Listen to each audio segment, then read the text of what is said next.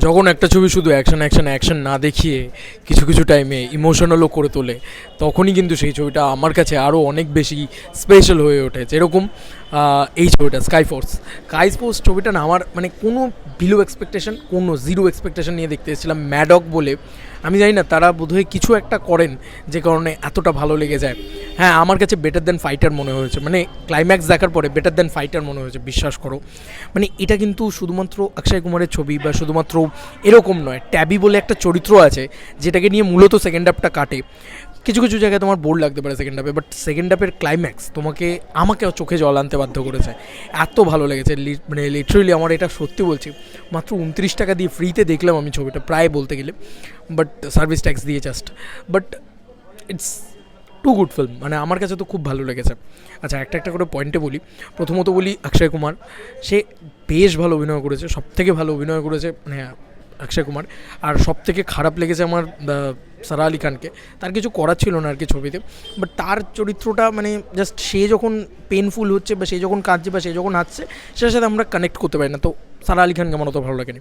But ট্যাবির চরিত্রটাও খুব ভালো লেখা ছিল এবং ট্যাবির চরিত্রটাও খুব ভালো পারফর্ম করেছে যিনি করেছেন। এবং বেস্ট অন ট্রু ইনসিডেন্ট যখন অরিজিনাল ফটোগুলো দেখাচ্ছে লাস্টে, ওটা আমার খুব ভালো লেগেছে। এবং ফার্স্ট হাফটাতে প্রচুর অ্যাকশন অ্যাকশন অ্যাকশন অ্যাকশন এগুলোই রয়েছে, মানে সেখানে তোমার অ্যাকশনটা সেট পিসেস হিসেবে ভালোই লাগবে। হ্যাঁ, হয়তো ফাইটারের লেভেলে হয়নি, বাট ভালো হয়েছে, আমার মনে হয় বেশ ভালো হয়েছে।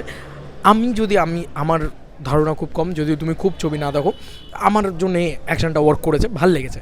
মানে সেই মোমেন্টসগুলো ওয়ার্ক করেছে আমার জন্য, মাস মোমেন্টস আছে, গানগুলো ব্যবহার ভালোই হয়েছে। এবং গানগুলো কিন্তু সেট পিসেস হিসেবে শুধু আসছে তাই না, তার ভিতরেও গল্প এলিভেট হচ্ছে। যেরকম যে নাচের গানটা রয়েছে প্রথম দিকে, সেটা থেকে আবার গল্প হচ্ছে কীভাবে হচ্ছে, এবং সেই জায়গাগুলো কিন্তু ভালোভাবে স্টেজ করা হয়েছে, আমার মনে হয় সেটা হয়েছে। এবং তার সঙ্গে সঙ্গে যেটা সবথেকে ভালো লেগেছে সেটা হচ্ছে ইমোশন করে তোরা। দেখো, একটা চরিত্র সেটা 19 বছর বা দেশে তার জাস্টিসটা পাচ্ছে, সে মহাবীর চক্রটা পাচ্ছে। তো এই যে একটা জায়গাটা না, এটা শুনতে খুব বোরিং লাগলেও দেখানোটা খুব ভালো হয়েছে, সেটা আমি ডিরেকশনের প্রশংসা করবো। আমার বেশ ভালো লেগেছে সেই জায়গাগুলো। এবং গান আমি বললাম ভালো, বিজিএম বেশ ভালোভাবে ওয়ার্ক করে। এবং এই যে এয়ারক্রাফট, এই পুরো বিষয়টা না খুব হাইফাই জিনিসপত্র, তো এটাকে খুব সিম্পলভাবে দেখালে তবে আমার মনে হয় মাস অডিয়েন্সের খুব ভালো লাগে, যেটা আমার খুব ভালো লেগেছে যে এটাকে খুব সিম্পলভাবে দেখিয়েছে। নারাদার প্রচুর তামঝাম করে দিয়েছে। এবং এটা কিন্তু ফাইটারের থেকে সস্তা ফাইটার এই কথাটা বারবার বলা হচ্ছিলো, বাট এটা একদমই সেটা নয়। এটা কিন্তু একদম ডিফারেন্ট একটা গল্প এবং খুব মানে সেটা মানে একটা অন্যরকম ভাইবস দিয়েছে। হ্যাঁ, ইন্ডিয়া ভার্সেস পাকিস্তান ব্যাপারটা একরকম লাগতে পারে, কিন্তু এখানে কিন্তু একটা অন্য দিক অ্যাঙ্গেল তুলে ধরেছে, সেটাও আমার খুব ভালো লেগেছে। যেখানে পাকিস্তানি আর্মিরাও এসে যে তারাও যে ঘরে ফিরতে চায়, সেই জায়গাটাও খুব সুন্দরভাবে দেখানো হয়েছে। তো এটা একটু অন্য রকমের হয়েছে, বুঝলো তো। তো আমার মানে এয়ারফোর্স নিয়ে এরকম স্কাইফোর্স বা ফাইটার দুটোই তো ছবি হয়েছে, সেরকমভাবে তো ইন্ডিয়াতে এই জনারটা খুব একটা হয় না। তার ভিতরে আমার কিন্তু ফাইটারের থেকেও বেটার লেগেছে এই ছবিটা। ফাইটার অ্যাকশন অনেক বেটার ছিল, অনেক কিছু ছিল, অনেক তামজাম ছিল, স্টাইলাইজ ছিল, বাট এই ছবিটা মোর মাসি হয়েছে।